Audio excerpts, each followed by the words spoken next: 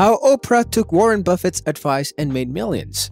Oprah Winfrey left her steady job as co-anchor of the Baltimore 6 o'clock news to host a third-rate talk show in Chicago. After boosting that show's ratings to the first place, she launched her show, which became the highest-rated program of its kind in history, airing 25 seasons from 1986 to 2011. Her net worth is estimated to be $4.1 billion. So, what did she do and how did she follow Warren Buffett's rule? Let's hear out in today's video. Here we begin. Successful entrepreneurs are calculated risk takers, not risk takers. Warren Buffett, chairman, CEO, and largest shareholder of the investment firm Berkshire Hathaway, is widely regarded as the world's most successful investor. In the investment world, he is known as the Oracle of Omaha. Many investors avoid stocks that fluctuate in price because they believe they are risky investments. However, Buffett differentiates between risk and volatility. Risk is the possibility of losing your initial investment, whereas volatility is synonymous with opportunity. In addition, Buffett prefers to invest in value stocks, which are undervalued compared to their earnings potential. His net worth is currently estimated to be $100 billion. So, what is the difference between risk-taking and calculated risk-taking? Risky business. We make decisions by determining the likelihood of something occurring and assessing the value or utility of the outcome for us. For example, the odds of winning $1 million in the lottery are extremely low, but the payoff is highly desirable. On the other hand, earning interest on your savings is a foregone conclusion, but the payoff is so minor that it barely registers as a blip on your reward radar. So the question is, why would you take such a risk? Over the last 2 decades, decisions neuroscience research has demonstrated that separate brain areas handle these two aspects of decision-making. We compute chances by using the area of the brain directly behind the brow. When we receive a reward, older brain areas become active, releasing the neurotransmitter dopamine, which travels up to the prefrontal cortex. This dopaminergic reward circuit allows our brain to encode and remember the circumstances that led to pleasure, allowing us to repeat the behavior and return to the reward. Calculated risky business. Common sense tells us that emotional and financial decisions are often bad, and research backs this up with a twist.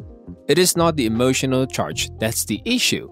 Instead, it's because we don't recognize our emotions as distinct, valuable, and usable sources of information. The key insight is that emotions either improve or degrade decision-making performance, depending on whether we first identify the type of emotions we are experiencing and then regulate it effectively. You'd think people who suppress their emotions are more risk-seeking than risk-averse, but you'd be wrong.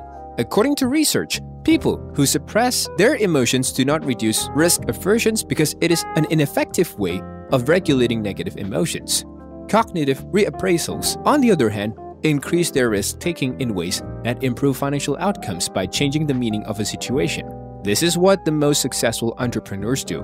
To deal with the emotional ups and downs that can accompany gains and losses, they look for ways to reduce the risk of loss at each stage of the decision-making process. According to Forbes contributor Paul Brown, this is known as the Act, Learn, Build, Repeat model. I believe that one of life's greatest risks is never daring to risk, says Oprah Winfrey. Do the one thing you believe you are incapable of doing. Fail miserably, then try again.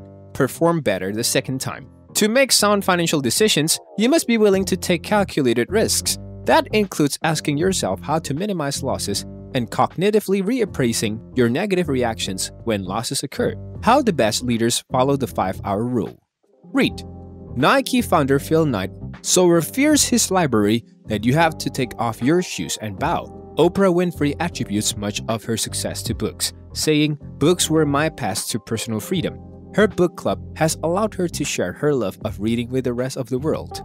These two are by someone other than themselves. Consider other billionaire entrepreneurs' voracious reading habits. Warren Buffett reads 5 newspapers and 500 pages of corporate reports every day for 5 to 6 hours. Every year, Bill Gates reads 50 books. Every 2 weeks, Mark Zuckerberg reads at least 1 book. According to his brother, Elon Musk grew up reading 2 books a day. Every day, Mark Cuban reads for more than 3 hours. Home Depot co-founder Arthur Blank reads for 2 hours every day. David Rubenstein, a billionaire entrepreneur, reads 6 books per week. reflect. At times, the 5-hour rule's taken time for reflections and thought. Tim Armstrong, CEO of AOL, requires his senior team to spend 4 hours per week just thinking. Jack Dorsey is a serial nomad. Jeff Weiner, CEO of LinkedIn, schedules 2 hours of thinking daily. Brian Scudamore, the founder of O2E Brands, a $250 million company, spends 10 hours per week just thinking. When Reid Hoffman needs assistance with an idea, he turns to one of his friends such as Peter Thiel, Max Levchin, or Elon Musk. When billionaire Ray Dalio makes a mistake, he locks it into a system accessible to all of his company's employees. Then he sets aside time with his team to investigate the root cause. Sarah Blakely, a billionaire entrepreneur, has been a long-time journalist. She revealed in one interview that she has over 20 notebooks in which she has logged the terrible things that have happened to her and the gifts that have emerged. Experiment. Finally, the 5-hour rule is implemented through rapid experimentation. Throughout his life, Ben Franklin made time for experimentations, brainstorming with like-minded people, and keeping track of his virtues. Google famously gave employees 20% of their work time to experiment with new projects. Through Hack-A-Months, Facebook encourages experimentation. Thomas Edison is the most famous example of experimentation. Despite his genius, Edison approached new inventions with humility. He would identify every possible solution and then test each one in turn. Although he understood the theories of his day, one of his biographers writes, he found them useless in solving unknown problems. He took the approach so far that his competitor Nikola Tesla said of it, if Edison had a needle to find in a haystack, he would not stop to reason where it was most likely to be. He would proceed at once with the feverish diligence of the bee to examine straw after straw until he found the object of his search. Let us know your views in the comments below and subscribe for more.